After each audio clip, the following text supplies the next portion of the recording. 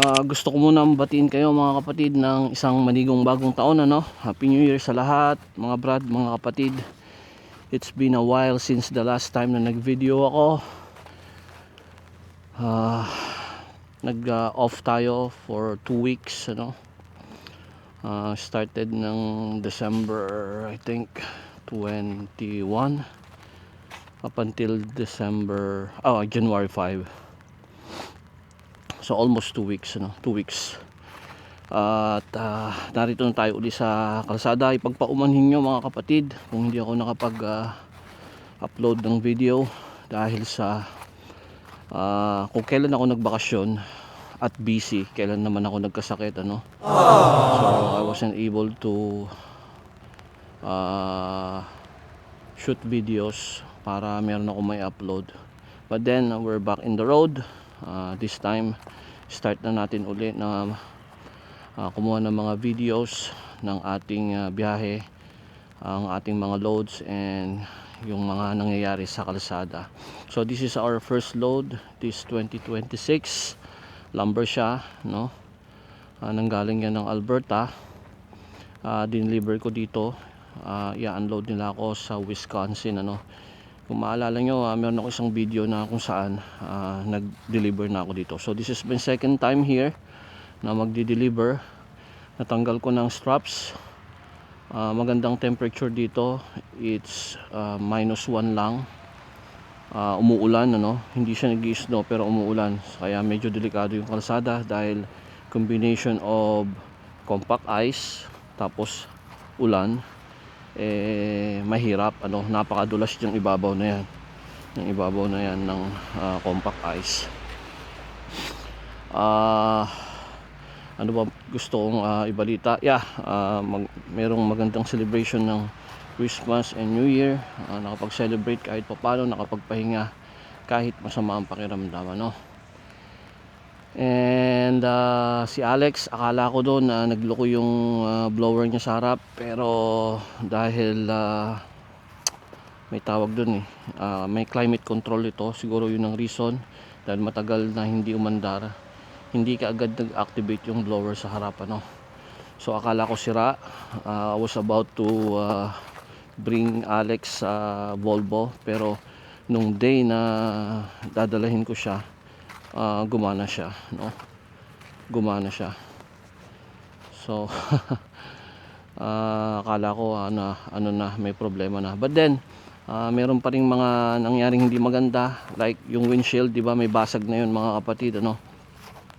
Nagkaroon siya ng panibagong dalawang basag sa upper right, from edge going sa pagitna, at sa passenger side yon, no, and then sa driver side, sa edge din, sa baba, paakyat doon sa dating basag niya. So nag-connect na siyang ganon.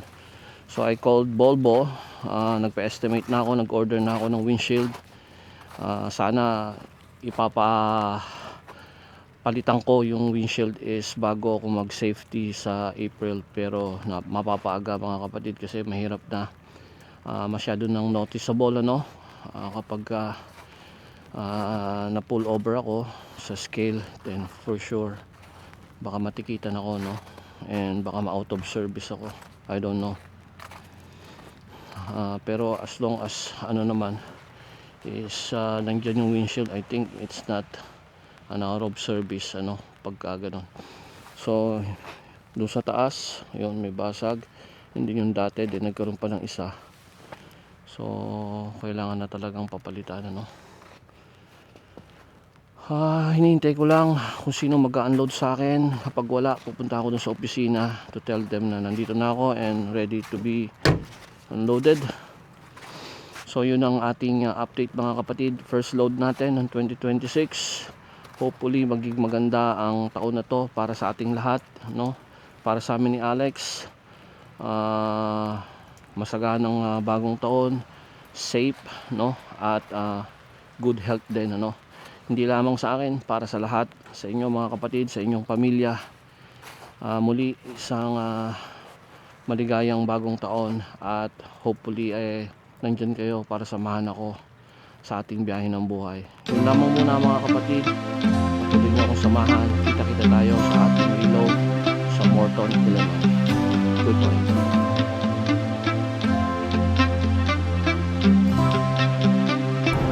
Magandang hapon mga brad, mga kapatid, ano.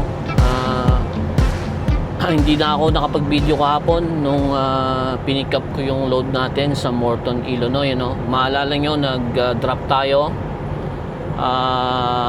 kahapon ng umaga sa Wisconsin, ano, sa Mater, Wisconsin, nung lumber.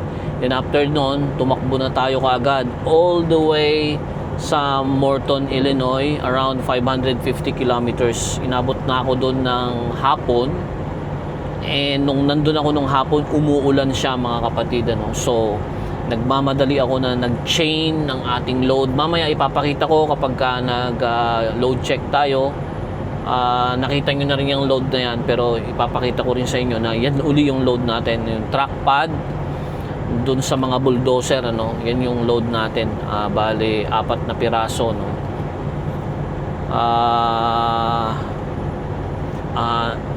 Nakapag-drive na tayo kagabi ng at least 2 hours. Nag-stop tayo dun sa largest truck stop dun sa I-80 sa Iowa. Pero dahil nga umuulan, hindi ako nakapag-video, pagod din. So ang ginawa ko lang is kumain and then natulog na ako. Then maagang nag-start kanina, foggy yung umaga hanggang sa ito, nasilayan ko na ang haring araw. Nandito tayo ngayon sa Minnesota na tayo, no. I-94 heading west na tayo, no. Hindi natin matatapos ang biyahe na to ngayong araw kasi meron matitirang at least 300 kilometers. So bukas natin yan tatapusin hanggang sa yard sa Winnipeg. Bale ang drop nito is sa yard, pero ang original drop off nito is isang Fort McMurray, Fort Mildred Lake, and then isang Surrey, British Columbia. Pero for sure ibibigay ito sa ibang transport, ano, yung nagsasubcontract ng mga loads namin na Super B. Pagsasama-samahin yan, and then isa lang ang silang magbabiyahe. Hindi natin i-direction kasi magkaibang lugar, no. So yun, bala ko magstay ngayong gabi dyan sa Flying J sa Grand Forks sa North Dakota. Meron pa natitirang 350 kilometers, kayang-kaya dahil meron pa tayong 4 hours na naiiwan. So aabot tayo doon tayo magpapalipas ng gabi. But before that, maya-maya lang mga kapatid, maglo-load check tayo. Ipapakita ko rin sa inyo, iikutan natin ang ating load natin para makita nyo lang uli. And hanggang bukas i-document ko, no. Medyo konting kwento-kwento along the way bukas para at least sa Friday meron akong may upload finally after 3 weeks. Pagpaumanhin nyo mga kapatid, 3 weeks ako na hindi nag-upload dahil nung nagbakasyon ako, naging busy, and then nagkasakit ako, no. There's no way na makakapag-video ako at makakapag-edit. But then starting Friday again, mayroon na tayong first video para sa 2026, and then Tuesday uli, then Friday. Twice a week lang ang kaya ko mga kapatid. Pasensya na kayo kung hindi ko kayang mag-upload ng every other day. Hindi kaya ng powers ko mga kapatid, no? Dahil sa totoo lang, meron na naman tayong inaasikaso na importante, no?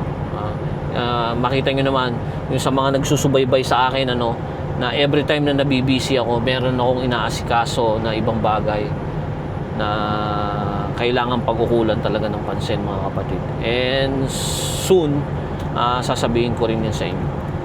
But then for the meantime, pagtiyagaan nyo muna mga kapatid, ano. Salamat sa mga patuloy na sumusubaybay sa ating channel. Kita-kita tayo maya-maya lang dyan sa rest area at maglo-load check tayo. Isang magandang hapon. Ayan mga kapatid, dito na tayo sa rest area sa Alexandria, no? Dito sa may Minnesota to, no? Bago tayo bumaba, meron pala akong ipapakita sa inyo, no? Ito yung kauna-unahang bayarin natin kay Alex. Kumbaga yung expenses, ano? Cost. Kauna-unahang papalitan ko, napilitan na ako mga kapatid kasi nung papunta ako ng US, ano, madumi yung daan dun sa may Highway 75 papasok ng border. Tinamaan uli yung ating salamin, nabasag sa bandang taas sa passenger side, and then sa may North Dakota naulitan pa uli ng isa. Napakaswerte ng ating bagong taon. Ipapakita ko sa inyo dito naman uli doon sa dating may basag, doon sa mga nakasubaybay, ano, yung dating unang-unang nabasag nung matagal na, mga 6 months ago, naulitan 2 beses, ano. And I think may sumunod pa pero hindi lang napuruhan. Talagang napakaswerte. Pakita ko mga kapatid bago tayo bumaba. So bali ayan, no. Ito yung dati, and then naulitan dyan sa baba, ano, kung makikita nyo, ayan, no. Yung makikita ninyo, no, ayan, naulitan dyan sa baba. So nagdikit na, no, nag-combine na, and then may tama uli dyan na isang maliit, ayan, no. Hindi lang tumuloy, star siya, no. And then ayun sa may taas medyo malaki, ayan, ayan, no, makikita nyo, diba, ang haba. So ang ginawa ko mga kapatid, tumawag ako sa Volvo, no, sa Winnipeg. Agad-agad nung I think Monday nangyari yan, ano. Tumawag na ako kaagad sa kanila, and then meron daw silang parating na mga salamin. Kaya pag uwi ko, dadalahin ko to para papalitan na. Ang estimate sa akin is around 1,300 to 1,500 kasi yung cost ng salamin, yung price ng salamin is 1,090. Mahal ang windshield ng bagong Volvo. Yun lang ang nakakalungkot. Pero kasama yan sa business. And then yung labor, like yung pagkakabit ng salamin, pagtanggal at pagkabit, no? Per hour ang bayad dito. Sabihin na natin minimum na 2 hours. Plus kailangan i-recalibrate yung camera niya kasi meron tong camera para sa mga safety features niya, recognition ng mga lane, mga signages, and also yung sa adaptive cruise control niya. So may calibration na mangyayari, so may bayad din yun. So kaya ang estimate is hopefully hindi nalalampas ng 1,500 dahil malaking pera na yan mga kapatid, ano. So yun, na ikwento ko lang din. Baba tayo, pakita ko sa inyo yung load at para maikutan din natin, makapag-load check tayo. Ayan, very familiar na sa mga sumusubaybay sa atin, ano, na nanonood sa channel, yung load na yan, ano, track pad ng mga bulldozer, ano. Bale ano yan mga kapatid, itas ko, Caterpillar na brand, no. So check lang natin to,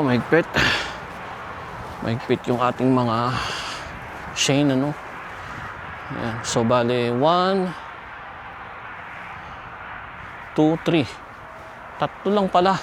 Oo, tama, 3 parts lang to, 3 lang. Akala ko 4, akala ko to pinagpatong, isa lang din pala. So 2 malaki, isang maliit, no. So chain ang ginamit natin na pang-secure dyan, ano, mga kapatid. So yeah, then check natin ang gulong, no. Baka may flat na, and then tumatagas na yung ating hub oil. Malaking perwisyo yan pag hindi natin napansin yan. And then pakinggan na rin kung merong air leak. Baling ginawa ko bago ako bumaba, inirelease ko yung brake nitong trailer para kung sakali man na merong leak, maririnig ko. Pero wala akong naririnig, ano. walang leak.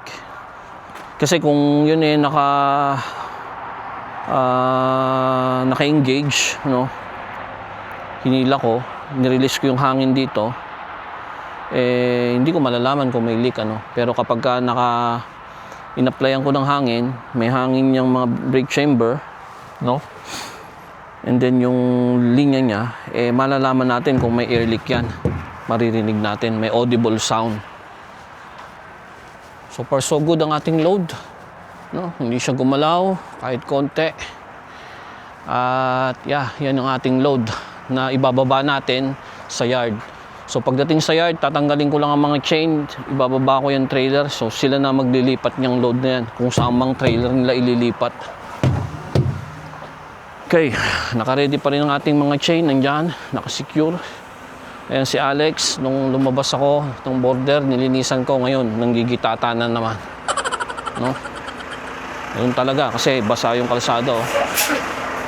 Ayan. So halatado rito yung basag ni Alex, no? Yun, oh, sa may bandang taas. And then yung dito, natatakot ako baka makita yan sa scale, then matikitan pa ako, no? So papapalitan ko na yung ating windshield. Naka-curve yan masyado. And then makikita nyo sa bandang taas doon, nandun yung camera niya, no? May camera at parang sensor sa tabi niya. Yan yung i-calibrate, no? Recalibrate yan. Kaya may bayad yan. And then nandito yung radar niya. Ito yung para sa adaptive cruise control niya. Actually, yung original na truck na in-order ko, wala yung mga features na yan. Kaya lang, dahil nga ito yung nakuha ko, yung original na umorder nitong truck na to, eh gusto niya yung mga features na yan.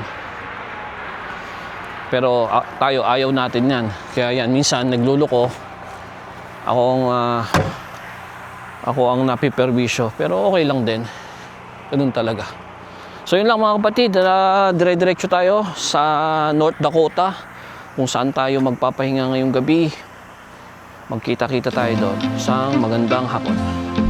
Ayan. Good evening mga brad, mga kapatid. 2 kilometers na lang tayo. Ayan, sa bandang left. I don't know kung makikita nyo. So mag-exit tayo from I-29 dito sa Take exit 138 North Dakota. on the right to US 81 Business Loop.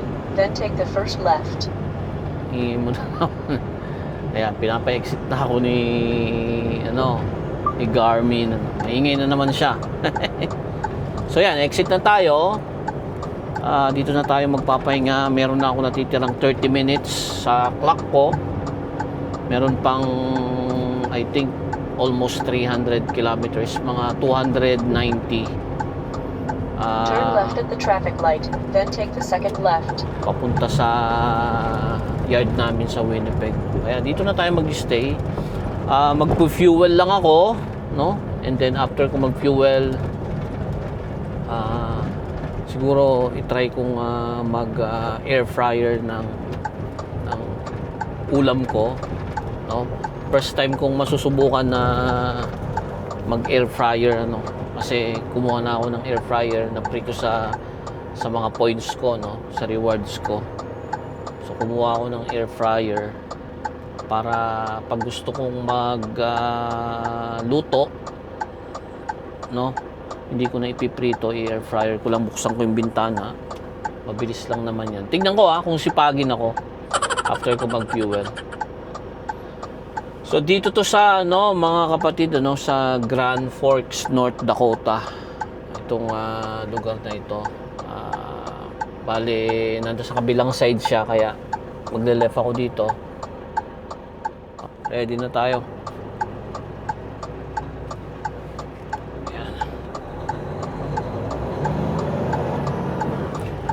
Hindi na masyado busy itong truck stop na to, no? Kasi yung mga truck stop sa papuntang border ng Canada, hindi na siya ganun ka-busy dito sa Midwest, ano? Kaya okay lang. Kahit hating gabi ka na dumating, for sure meron ka pa rin mapaparadahan. Birang-bihira na walang bakante rito. Kahit gabing-gabi na, makakahanap ka pa rin sa gilid, At magpo-fuel na ako ngayon. Kasi Turn left on South 42nd Street, then take the first right. mas mura dito sa US ang diesel. Kaya dito tayo magpo-fuel.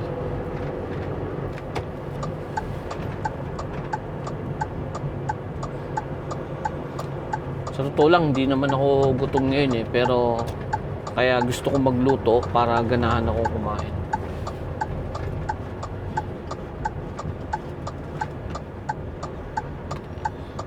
Yan, meron na mga nakaparada sa mga gilid-gilid. Oh. Ano ba? Puno na? Hindi, ang dami pang bakante doon. Fuel na ba ako ngayon? Tinatamad ako eh. What? Fuel. Aha.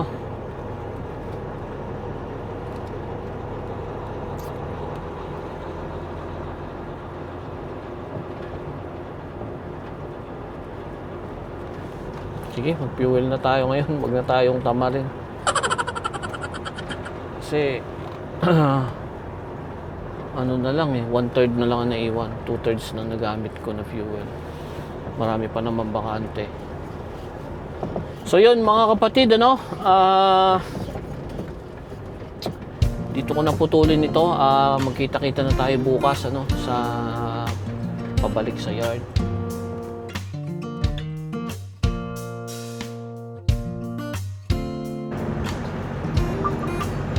Good morning mga brad, mga kapatid, good morning. Current location natin, papasok tayo sa Canada border dito sa Emerson, Manitoba. Meron na lang tayong 130 kilometers away sa yard para i-drop natin tong load natin, and let's see kung bibigyan na tayo kaagad ng reload pabalik ng US. Pero before that, kagaya nung nabanggit ko kahapon, ipapaayos natin ang ating windshield mamaya. Right after na ma-drop ko yung load, magpapaalam ako sa office kung bibigyan na nila ako ng load na magpupunta muna ako sa Volvo dealership para papalitan yung windshield natin. Dahil yung in-order natin, nandun na, naghihintay. Para wala na tayong problema sa windshield, ano? Hindi na tayo kakaba-kaba kapag bukas ang scale, ano? Hindi na tayo mamumroblema. Walang pila ang border. Magandang senyalis yan na hindi tayo magtatagal dito. At alam nyo mga kapatid, ano, itong I-29, hindi masyado to na asikaso, no? Maraming napunta ng ditch. Meron yung sa kabilang side, ano, papuntang southbound ng I-29, ano. May bagong truck na nasa ditch, no. Talagang bagong-bago lang. I don't know. Siyempre, wala pang ano dun eh. Siguro tumatawag na rin siya ng tulong para tulungan siya na makaalis dun sa ditch, ano. And then, bago malapit dito sa border, meron namang isang 4-wheelers na nasa ditch din. Bale, madulas yung kalsada, no? May mga part na black ice. Kaya delikado. So sakto, may man nauna sa ating isang truck, ano? Makakapag-prepare tayo ng mga kailangan natin, yung ACI manifest natin, ano? And yung 300 meters, turn left on Highway 29. bill of lading na may tatak. And also yung ating permanent resident card para ibigay dyan sa border. So i-ready natin, ano. Ayun, pumasok na siya. So ito yung card ko. Hindi na kailangan ng passport dito, no, mga kapatid. And yung papeles na kakailanganin nila dyan sa border. So itong ACI at yung bill of lading na merong mga stickers na iskanin lang ng border officer, ano.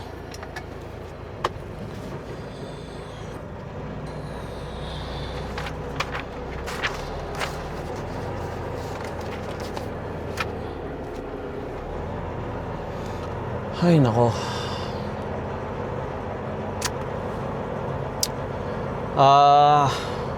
Medyo hataw tayo ng konti, ano, kung may biyahe lang tayo ng biyahe, mga kapatid, ano, kasi matagal tayo nagpahinga nung December, ano. Walang masyadong, ano, biyahe. Tsaka nag-rest tayo, then nagkasakit. Kaya hopefully ngayong month na ito, mabigyan tayo, no, habang meron, ano. Kasi kahapon pa lang tinatanong na ako ng dispatch kung kailan ako lalabas. Sabi ko ngayon ding araw na to. Pero dahil nga tumawag ang Volvo, sabi na nandun na yung windshield, naisip ko na kung wala pa namang sinasabi ngayon, ano, kung may reading load na pagdating ko doon, magpapaalam muna ako na ipapapalitan ko tong windshield. Siguro bukas na ng umaga pwede kong i-secure mamayang gabi. Pero ang problema kasi kapag ako ang uutusan na pumick up ng load, ano, sa company, wala sa yard, ano, yun ang isang problema. Pero tignan ko mamaya pagdating sa yard, mga 1.5 hour nandun na tayo sa yard. Yun, malis na. So diretso na tayo, mga kapatid.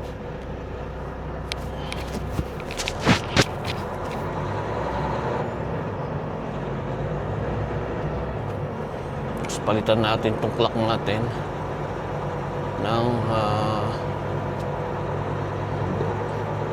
on duty kasi papasok tayo ng border, ano. Kailangan naka-record na paglabas at pagpasok ng Canada sa logbook. Turn left on Highway 29.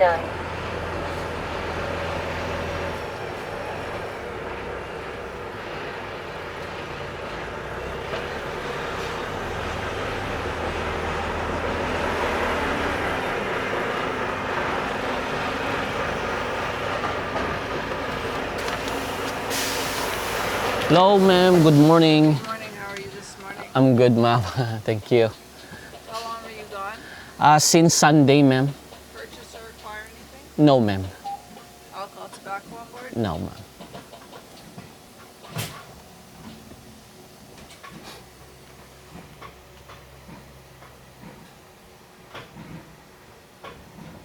Okay. Thank you, ma'am. Good day. Yeah, you too, ma'am.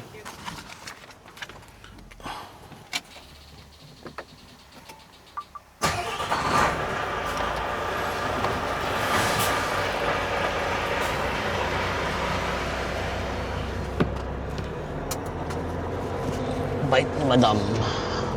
May edad na si madam pero mabait siya. Wala nang masyadong question at nakangiti siya. Mostly ng mga, may isang pain dito, ayan, oh. Galing to ng Decatur. Yung load niya, lagi kong load yan. Tapos kailangan mo pumasok sa loob as permission na para dyan sa load na yan. Ano to? Owner operator. Revenue. Sa kanya yung trailer.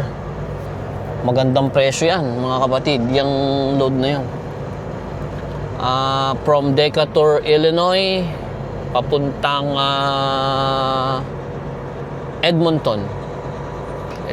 No. Sorry. Papuntang Fort Mackay.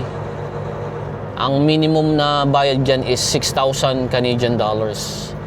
So, it's like 2,200 miles. Teka lang, 2,200 miles. Around 3,400 kilometers. Ang bayad dyan is 6,000 ang range niya, paiba-iba rin eh. Pero kadalasan is nung dalawang load na pick up ko is 6,400 Canadian Continue on dollars. Highway 75.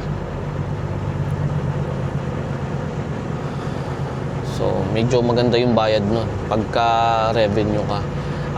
Hindi ko nga pala na discuss sa inyo, mga kapatid, this is my third month na mileage na ako.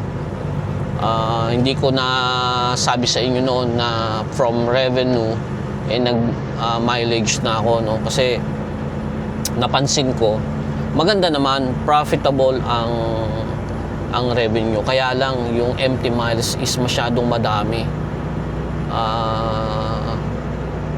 Hindi ko alam kung dahil siguro sa konti ang loads, ano? Dahil konti ang loads, hindi masyado napaplano ng opisina namin yung next load para sa mga revenue drivers. Kasi as much as possible, dapat malapit lang, hindi gaano malayo yung pick up mo. Kaya nangyayari, parang hindi may talo ka kung tutuusin, dahil sabi ko sa inyo, meron akong pick up na 1,200 kilometers ang layo, 800 ganyan, kadalasan 800, 700, 500 na yung pinakamalapit na pick up. Bihirang-bihira na yung 200 kilometers. So naisip ko na mag-mileage, ano?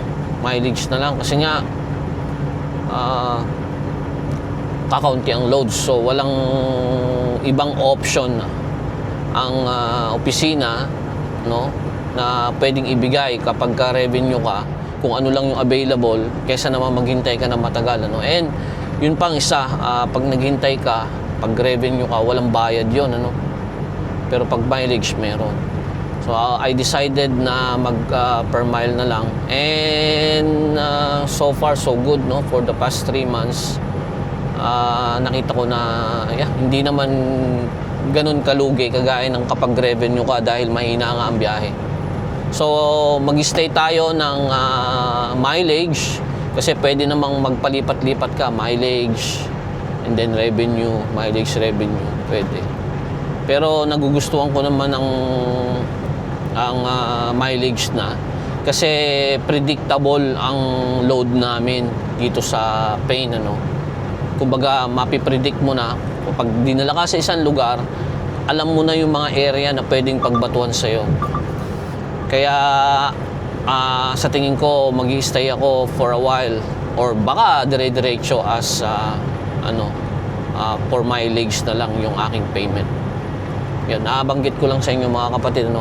Kasi doon sa mga hindi pa masyado nakakasubaybay sa channel natin, ano, dalawa yung form ng bayad as an owner-operator dito, no? Yung revenue or your percentage ang tawag doon, ano? And then by mileage, parang kagaya rin ng mga company driver, yung kaibahan nga lang is mas mataas yung bayad, of course, kasi ikaw ang nagbabayad ng fuel at sa'yo yung truck. At least alam mo, pag tumatakbo ka, no, mag 10,000 miles ka every month, enough na to cover everything, ano. Truck payment, mga bills mo na iba, no? Basta walang major breakdown.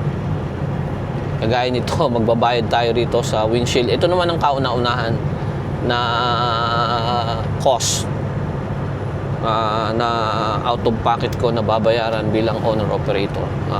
Sa makina, sa kung transmission and everything, ano, under warranty yan. Yung mga consumables like yung later on, yung gulong, brake pad, rotor, disc, mga ilaw, mga salamin kung mababasag, ano.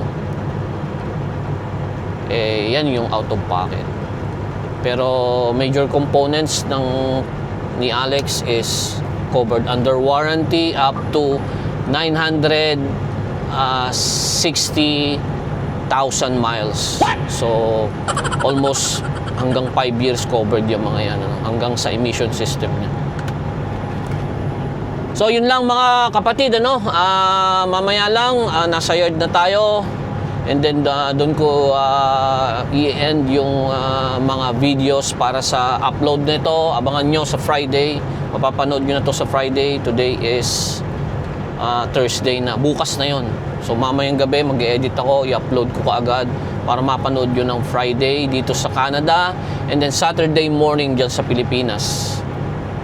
Maraming salamat mga kapatid.